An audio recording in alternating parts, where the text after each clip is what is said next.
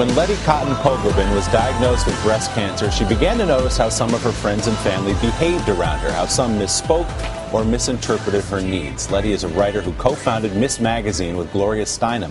When she couldn't find a book to help her friends know how to comfort someone who's ailing, she decided to write one herself. It's called How to Be a Friend to a Friend Who Is Sick. Letty, good morning. Good to see you. Good morning, Lily. First thing we should say is you're cancer-free a year. I've been proclaimed a survivor. And you are a survivor. Well, that's the best news of this segment. Yeah. We were just talking. It's such a difficult conversation for anybody to have. You have a good friend who's very ill. You want to comfort them in some way. You want to say, you look great. Why is it so difficult for us? You know, the two things that come naturally for you to say are, how are you? That's Right. the opening line of normal discourse.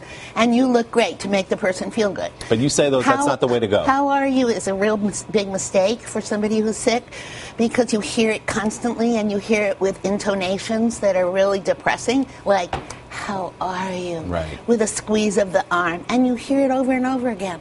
And you really don't want to revisit your diagnosis, the worst part of your treatment. You don't want to go back there. So don't ask, how are you? Ask, what are you feeling? It's so simple. What are you feeling? It opens it up for the person to tell you, I feel good, or I have pain, or I'm depressed, or whatever. Is that, see, I feel like if I ask that, that's too much. I'm asking you to give me too much information about something you may not be comfortable talking about, but that's okay? They can answer, I'm fine. And the point is you have to really gauge the mood of the person and the condition that they're in.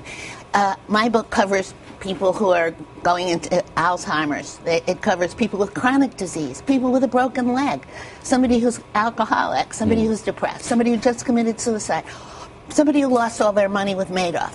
All of this can make you sick at heart. So it's the physical and the emotional and the mental, and people will give back whatever they're ready to give to you. But at least you're saying, what are you feeling? Some of the other things you say, not the cliches. Right. You don't want to say, God only gives you as much as you can handle. Right. You know, or you don't want to say, you don't deserve this, because who does? Right. You say also, how are you? You want company? You look great? Oh my God, you don't want that. But some of the things that are good to say, this is important. I'm sorry this happened to you. Tell me how I can help. That's a really good one. That's it.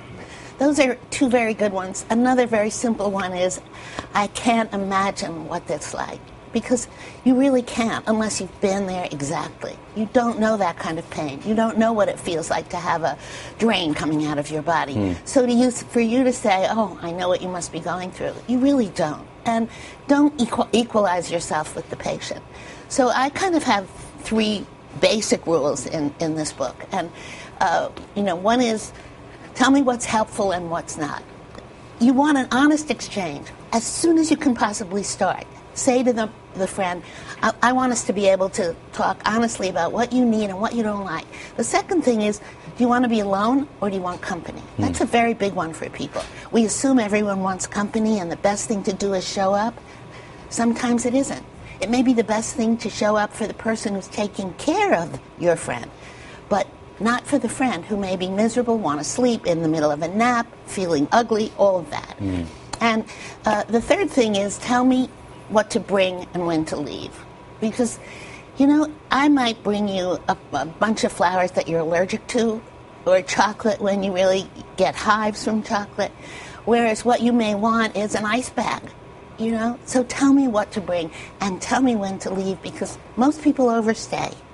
Most people think their wonderful presence is going to be healing. But it isn't. It's not necessarily healing. It may be that you just want to sit there and keep the person company, or it may be the best thing you can do is say, goodbye, I can see you're a little tired. These are really difficult conversations for people to have, and I think you've made it a lot easier with this book. Well, so congratulations, Letty Cotton Pogrebin. Good to see you.